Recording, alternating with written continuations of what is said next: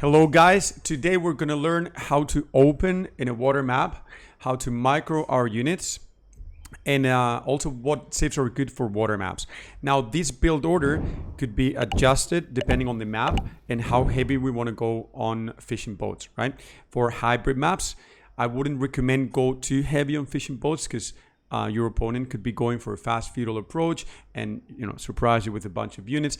So you should be adapting this build order depending on the map. As per a normal full water map, this is what you guys have to do for every civ or almost every civ. There might be little adjustments here and there depending on what civ you're playing. If you're playing China, you will have to get the Imperial Official. If you're playing HRE, and you will have the prelate, so you can be you could be moving your prelate from one place to another to boost resource gathering, etc. Now, as the game starts, we're gonna send 5 villagers from the 6 that we get to wood. 1 villager goes along with the scout onto the coast, right?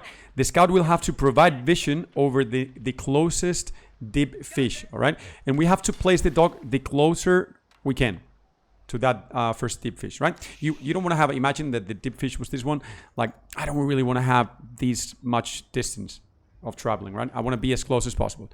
Now, every new villager that comes up, the next 2 villagers are going to go onto ship. You can build a house with this first one or with the second one. It's going to be the same, right? It's not gonna change your build order. See, I'm building with that second villager the house. Now, as soon as my dock is up, I want to start producing fishing boats. Remember to rally point it to the fishing deep fish, not like I did. I want to start producing fishing boats, and now I'm not gonna stop producing fishing boats until I have 11, right? By the time I have 11 fishing boats, I'm gonna be transitioning into feudal, clean, with a great economy. Now, after getting 2 villagers on ship, we're gonna have a total of 2 plus 1 here on the shoreline fish gathering food, and we don't need no more to keep constant villager production, right? So all the next villagers are going to go onto the straggler trees, and this is very important. We can't go onto the woodline. We have to chop down those straggler trees. This is very important for the build order to be smooth. As per our scout, just moving around, gathering sheep. It's not like you're going to need the sheep, but it's better if you have them, right? In case you get attacked and you lose a couple fishing boats and you can't really take them out, well, then you can put some villagers onto sheep to gather food, right? Because your fishing boats are dead. As you can see, I'm producing villagers and fishing boats non-stop. I never stop production. Now, the next step is crucial. Once I have 8 villagers on the straggler trees, the next one is going to go onto the woodline. And as you can see, resources are perfectly calculated so that you have 50 wood for that lumber camp. Okay, he's going to build it. He's going to build it, and once these guys are done with the straggler trees, you see, I'm rallying them onto the woodline.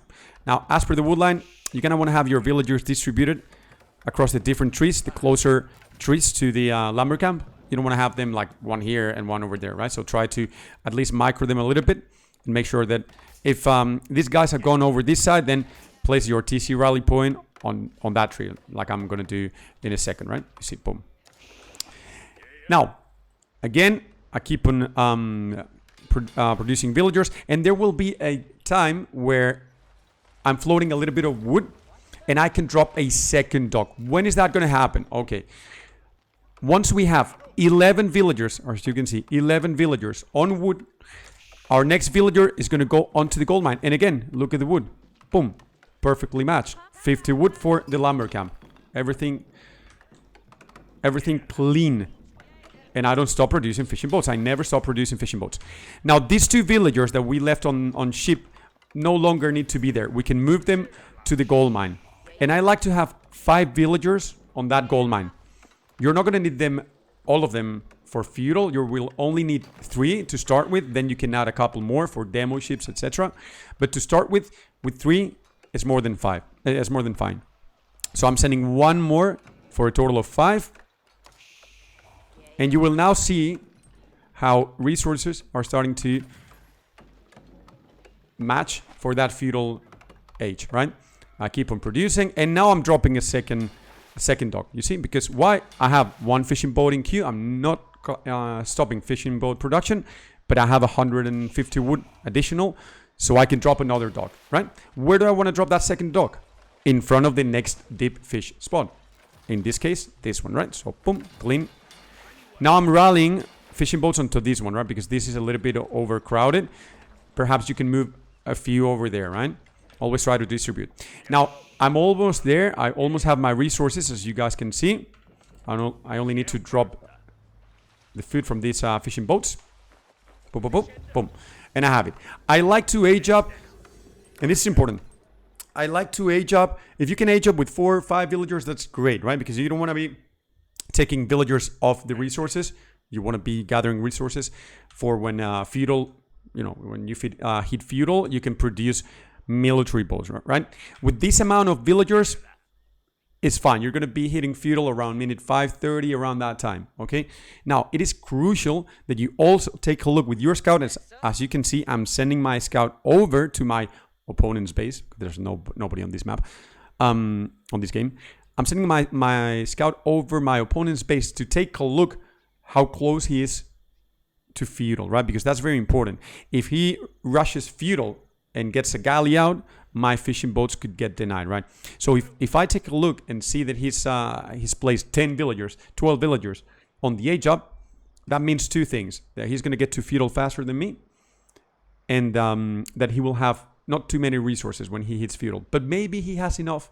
He's macroed his build order so that he has enough for a galley boat. And that could deny me some fishing economy for 30 seconds, 40 seconds, right? Which we don't want. So in case I see that he's aging up with like 10 villagers, I just pull more. I pull more villagers from the woodline, boop, onto the landmark. Okay?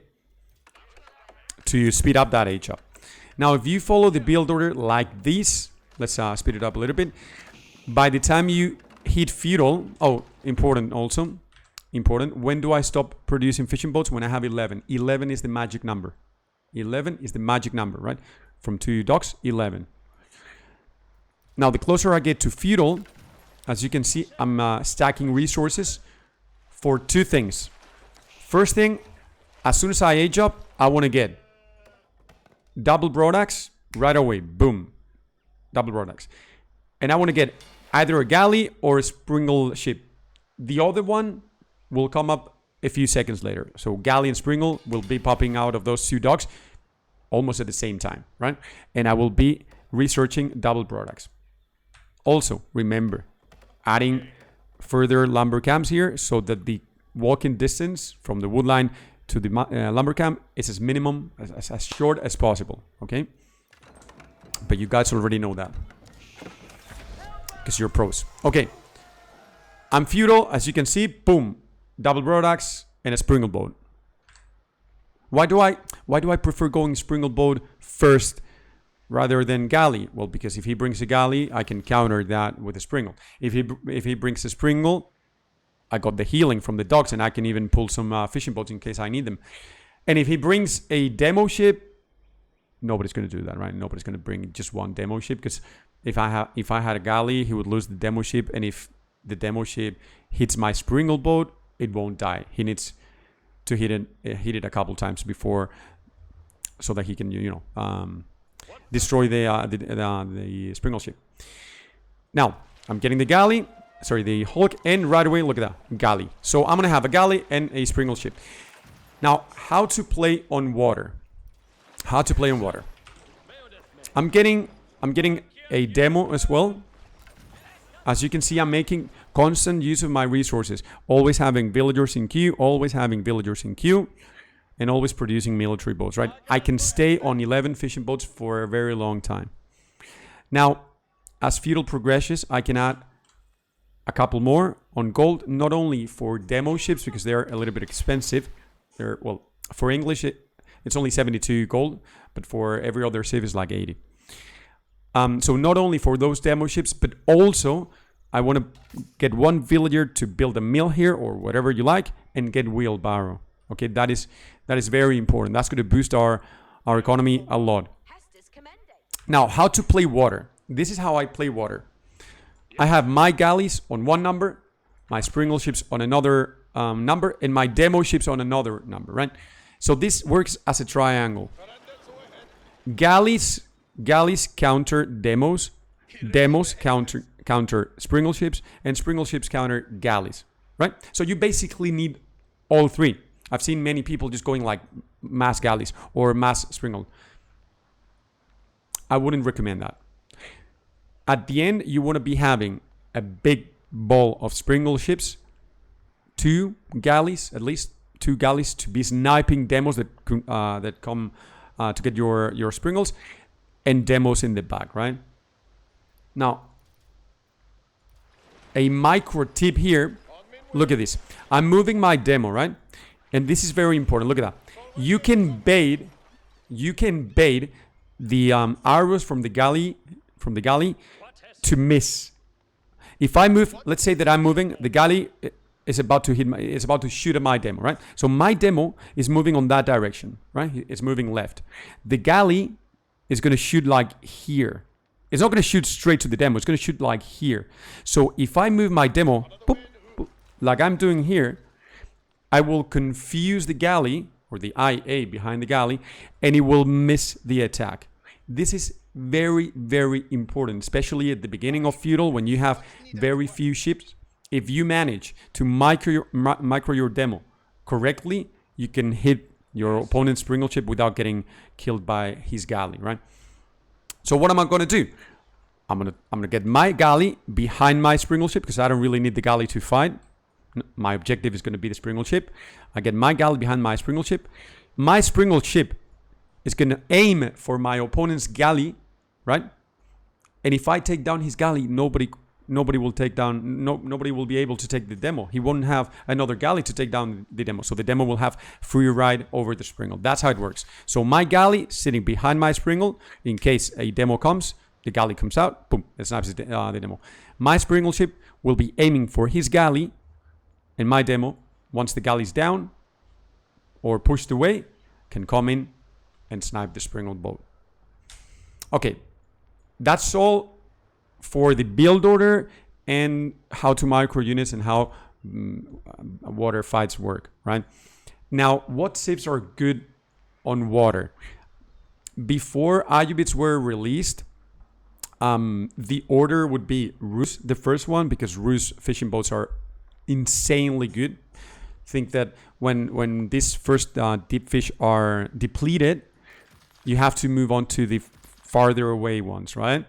But Rus fishing boats don't have to go back to the dock to drop the food. They just drop it there, wherever they are, right? So all this travel distance, they don't have to do that. So that's why Rus boats are all awesome. They're OP. Basically, they're OP, right?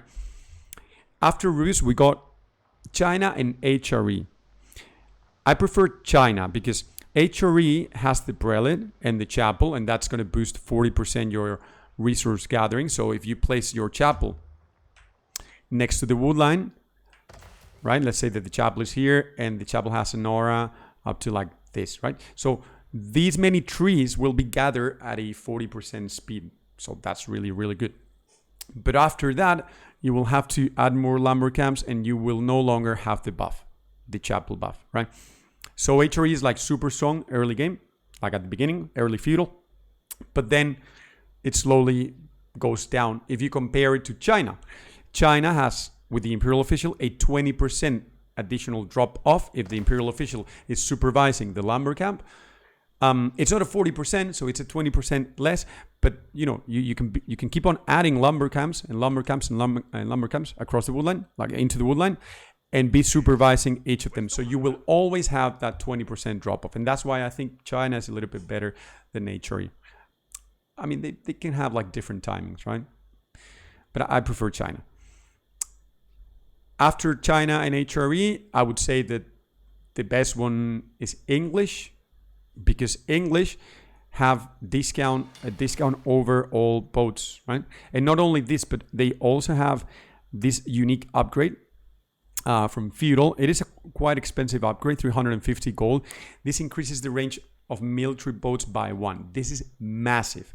This is massive because your springles will be able to hit your opponent's springles from like miles away. And not only that, but galleys will also be able to snipe demo ships from very far away, right? But until you get that upgrade, what's the perk that the English have here? that discount over boats, right? A normal fishing boat would be 75. A galley would be like 90 food and 150 wood. So as you can see, there's a discount there on all of the ships. And that's everything. I hope you guys have enjoyed the video. If you have any doubts, you can let me know down in the comments, or you can come by Twitch, where we stream every day. That's everything from my side. Love you.